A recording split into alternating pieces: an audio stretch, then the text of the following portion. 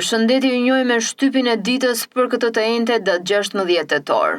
Gazeta Telegraf hapet me lajmin Banka e Shqipërisë çeta e mikrokredive dhe pastrimi mbi 3 miliardë euro në vit.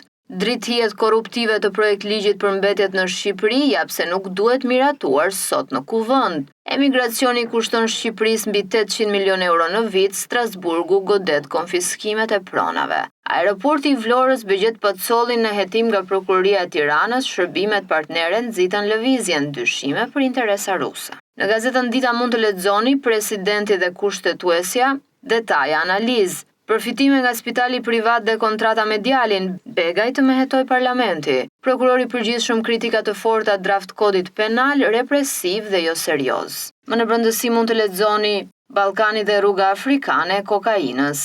Nga rubrika e shëndetit, si reagojnë veshkat kur mbajnë dietë. Në gazetën Panorama mund të lexoni kërkesa për shkarkim, paradite president, pas dite mjek PD për fitimet e Begajt. Të gjitha institucionet në varësinë e Ballukut në hetim nga SPAK, akuza e deputetit të PD-s. Parashikimi FMN-s, vendi ynë me i dopti në Glob për menaxhimin e shpenzimeve. Në Panorama Sport mund të lexoni biletat për Anglinë FSHF çmend tifozët. Hysa i pas rekordit besojmë te play-offi dhe botërori 2026. Loran Dinamo në rrugën e dur për titullin. Halili e ka seriozisht do 9 pikë në 3 ndeshje. Goca e kjo vllaznia më e mirë e 20 viteve të fundit.